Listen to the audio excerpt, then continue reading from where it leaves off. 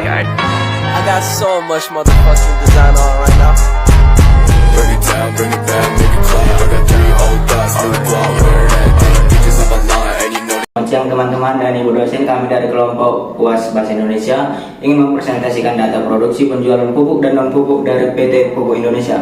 Perkenalkan, nama saya Laurensius Damanik dan teman saya Dimas Afriani. Saya Manadisa Sialakan. Saya Radha Silaban. Saya Felix Miki Omega. Oke.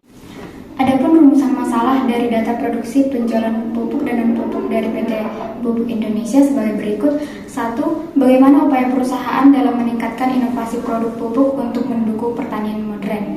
Yang kedua, apa dampak lingkungan yang dihasilkan oleh produksi PT Pupuk Indonesia. Dan yang ketiga, bagaimana cara kita agar meraih peluang pasar yang besar.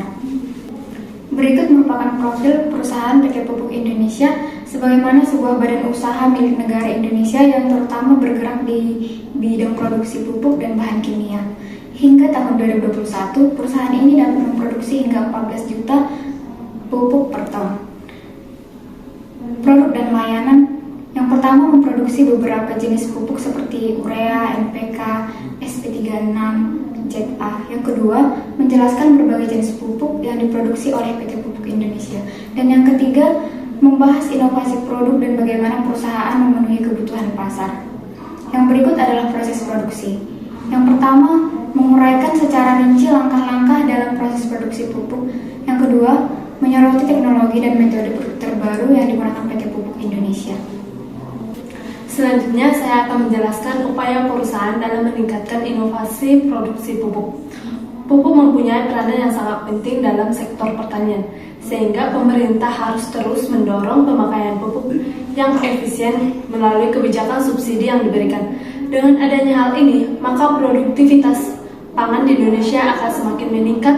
Para petani juga bisa memanfaatkan yang ada dan baru bisa memberdayakan pupuk agar tetap tercipta pertanian yang stabil dan tanaman tetap terjaga.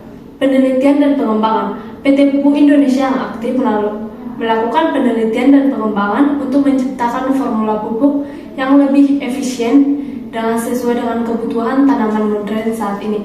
Kolaborasi dengan Institut Pendidikan dan Penelitian, kerjasama dengan lembaga-lembaga riset dan perguruan tinggi membantu perusahaan mendapatkan wawasan yang teknologi terkini diterapkan dalam produk-produknya. Penerapan teknologi terkini menggunakan teknologi terbaru seperti teknologi sensor dan pemantauan tanaman dan pemupukan presisi guna meningkatkan tanaman yang efisien dan produktivitas pertanian.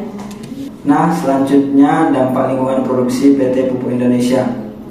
Produksi pupuk secara umum dapat memiliki dampak lingkungan dan PT Pupuk Indonesia berkomitmen untuk mengelola dampak tersebut. Beberapa langkah yang dapat diambil meliputi: 1. Pengelolaan limbah. Pupuk Indonesia dapat mengimplementasikan sistem pengelolaan limbah yang ramah lingkungan, termasuk daur ulang limbah produksi dan pengelolaan limbah berbahaya. 2. Efisiensi energi. Mengoptimalkan penggunaan energi dan mencari sumber energi terbarukan untuk meminimalkan jejak karbon produksi. Yang ketiga, pengelolaan air.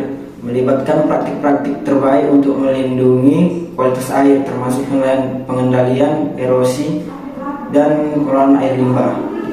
Nah, cara meraih peluang pasar yang besar. Untuk meraih peluang yang besar, PT Pupuk Indonesia dapat mempertimbangkan langkah-langkah berikut. Analisis pasar, mengidentifikasi peluang yang muncul. Kedua, disverifikasi pupuk untuk memenuhi kebutuhan pertanian modern dan beragam jenis tanaman. Yang ketiga, kemitraan strategis, meningkatkan distribusi dan akses pasar. Yang keempat, pemasaran efektif, meningkatkan kesadaran dan citra merek serta menarik pelanggan potensial. Yang keempat adalah pemupukan presisi, memberikan nilai tambah kepada petani. Oke, nah untuk pembahasan selanjutnya itu data-data kinerja produk pupuk dan non pupuk. Oke, untuk per tahunnya realisasi 2020 itu mencapai 12.263.833 ton. Itu persentasenya target di 117,11%. Oke, untuk di tahun non pupuk di tahun 2020 adalah 7.085.010 ton. Nah, untuk presentasinya adalah 119,78%. Oke, untuk data analisis daripada kinerja volume perdagangan itu dia berkelompok setiap per tahunnya. Di tahun 2016 itu mencapai 36 juta 90 ton. Oke, tahun 2017 mencapai 50.245 ton. Di tahun 2018 mencapai 120.838 ton. Di tahun 2019 mencapai 162.636 ton.